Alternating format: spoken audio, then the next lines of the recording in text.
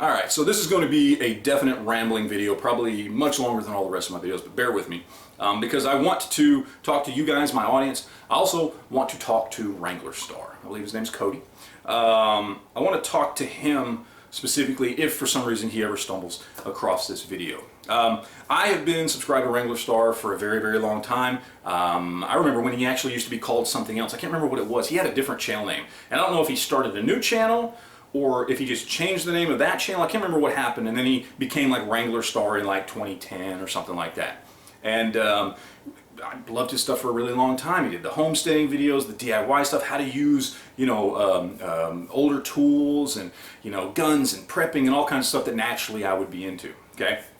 Now, not too long ago he changed, I say not too long ago, it feels like it had been too long ago, but I think it's been a while actually. He kind of changed his content to more of two types of videos basically. Vlogging, which I'm not really into vlog channels at all, so I really don't watch, and then Amazon reviews, right? And for those that don't know what the Amazon review thing is, it's, you know, channels who get products from Amazon. Sometimes they buy them themselves, sometimes they're sent these products. It just depends on how big the channel is. And they do reviews, drop affiliate links in the description box, and then they get a cut of everything that's sold through that link. In my opinion, it's a great way to fund a channel because it takes nothing away from the person enjoying the content who was going to buy that product anyway. They're not paying more money for that product to pay the content creator. The content creator is taking money from Amazon. You know, they're taking like a, whatever it is, I don't know, whatever it is per item, but you know, whatever, if it's like 5% or something like that. They're taking 5% from Amazon for steering customers to those products, which I think is great because the people are basically getting the product they wanted anyway for the same price they were going to buy it for anyway, but the content creator gets a cut. And I think that's awesome. It's a great way to fund a channel. And that's kind of what he does. He's got his own influencer page on Amazon, and that's great. That is a great way to fund a channel. But again, it's really not my flavor of content, right? It's kind of guided reviews, more or less, and it's just not my thing. So I don't watch a lot of his stuff unless one of those products happens to be something I was looking at anyway. And I think I actually have bought a couple of items from his affiliate links from stuff he reviewed that I did like and was interested in anyway. But all in all, I don't watch his channel as much anymore. It pops up in my feed, and okay, we'll see, or maybe I'll watch this one or whatever. But recently, he did a video, finally getting to the point of what this video is about. Recently, he did a video with kind of a clickbaity title, but I'm a content creator, and I have certainly done this before, so there's no judgment in that. But it caught my attention because of the title, which was Banned by Patreon, right? And my mind immediately goes to, oh my God, they kicked Wranglerstar from Patreon. I'm like, how? Like, occasionally he'll, you know, talk about the Bible on his channel sometimes, but I mean, he does nothing offensive whatsoever. Like, what could he have done to get kicked off of Patreon? And then I click on it and I realize, oh, he's not on Patreon. He's talking about somebody else who's on Patreon that got kicked off. He's talking about Sargon of, is it ACAD or ACAD? I don't know how you say his name. I think it's ACAD, I think. But anyway, he got kicked off recently for something he said on a completely other platform from like a year ago, and Patreon decided, man, they don't like him because he said this insulting thing. I don't know what it was, because they don't really care. But, and they kicked him off, which I think was a dick move, right? What happened to freedom of speech? Well, not if you're Patreon, right? And he's talking about how this is ridiculous, how these tech companies, and I absolutely agree with this. I absolutely agree 100% with Wranglerstar on this. These tech companies are controlling everything and they're trying to stifle speech that they disagree with, and they now have the power to do so wide scale, not just in this country, but everywhere. And I absolutely agree, because what you need to understand is the Googles and Apples and Amazons and PayPals and Facebooks of the world now are taking over where the George Soroses used to be. Your Jeff Bezos and your Tim Cook and these guys who run these huge companies who are incredibly left-leaning are trying to stifle speech they disagree with, and they have the platform to do so, okay? And they're the ones getting laws written that benefit them, rules and regulations. I mean, Apple went to Congress and got rules passed that say, you know, we can say that something is counterfeit if you had somebody, a third party, repair one of our iPhones, and we can sue you for it. They're suing people, you know, all over the world for repairing products that people paid for that Apple refused to fix. So Apple sues the people that are fixing them. Why? Because they got laws written that benefit Apple as a company, because they don't want other people fixing their stuff. They want you to have to buy new iPhones and new Macs, right? Okay, so these companies not only are taking over governments and controlling governments and paying off politicians and getting laws written to benefit them, they also want to stifle free speech. And I absolutely agree with Wranglerstar on this. It is a problem that we need to fight, okay? But in his video, his solution to this, and this is what I want to talk about, finally, 5-6 minutes in, is, well, what I'm going to do and what I recommend to all of you out there, his 1.1 million subscribers, is just start defunding content creators on Patreon. Because nature abhors a vacuum. And so something else will come along where they can make money. Now keep in mind, he's not on Patreon. He supported a few people, he said, and he pulled funding from them, and he recommends everybody, all his 1.1 million subscribers, plus anybody else who stumbles across his video, go to Patreon and defund tens of thousands of creators, the same creators who are probably just as against all these big companies, your PayPals, your Facebooks and Googles and Apples and everybody else who's trying to stifle free speech. These content creators are just as against them as he is, and his solution is to defund them, even though they're still there being able to take advantage of this system that may or may not like them. They're still being able to put their voices out there and alert people to what's going on and speak out against these big corporations.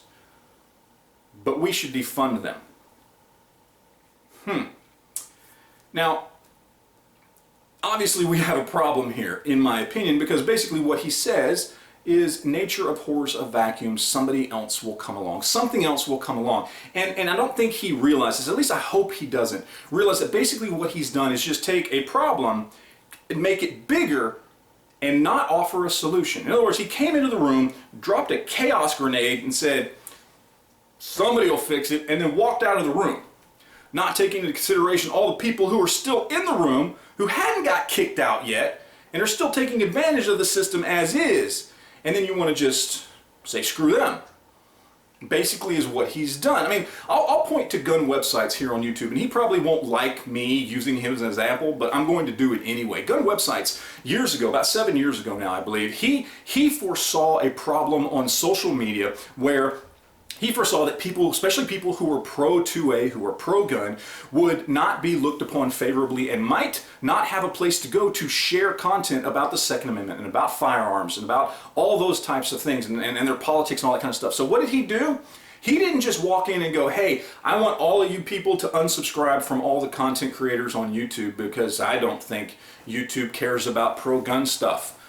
No. You know what gun websites did? He went and built a platform, gunchannels.com. He offered a solution, a place to go in case people did get kicked off of YouTube or Facebook, where they could go and talk to each other and have share pictures, share videos, have forum posts, talk openly in live chats. He offered them a place to do that and didn't say leave YouTube or Facebook or Instagram or anything else. He just said, look, if you want to, you can come over here. Here's a solution to a potential problem.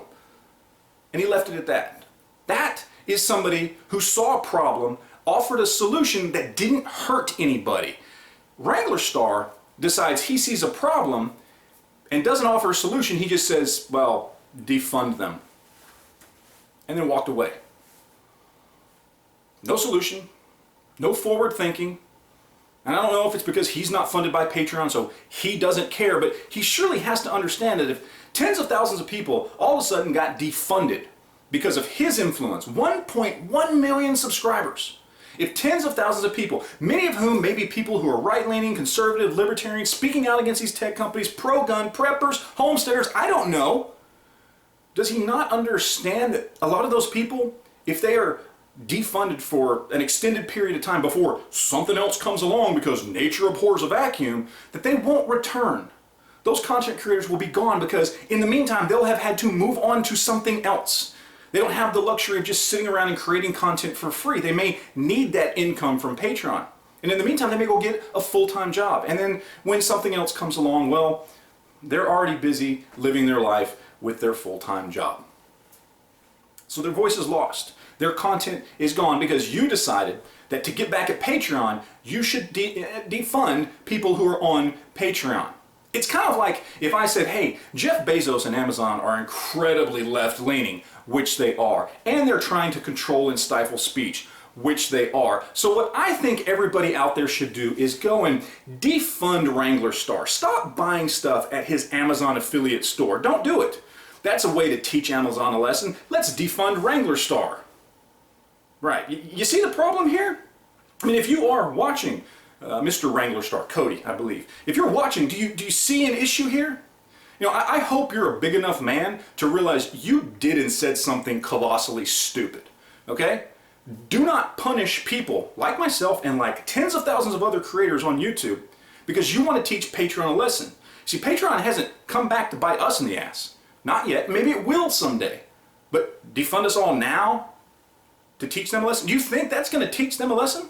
Do you think the people that are supporting gun channels, the people that are supporting pro-Second Amendment channels, conservative channels, libertarian channels, do you think they're really holding Patreon up? Or do you think you're just going to screw over a bunch of people who feel the same way about the same things as you, and Patreon's just going to keep on chugging along? And in the meantime, we'll have lost voices that matter because they can't afford to create content anymore. I hope you're a big enough man to admit you're wrong, because you are. You are absolutely 100% wrong. Unless, of course, you want to offer a solution to this little chaos bomb you have tried to drop into the room of Patreon and content creators. You got 1.1 million subscribers. Are you telling me that between you and your subscribers, you can't come up with another Patreon-esque platform? I bet you could if you tried. If channels like gun websites can do what they did, certainly Wranglerstar can tackle this problem.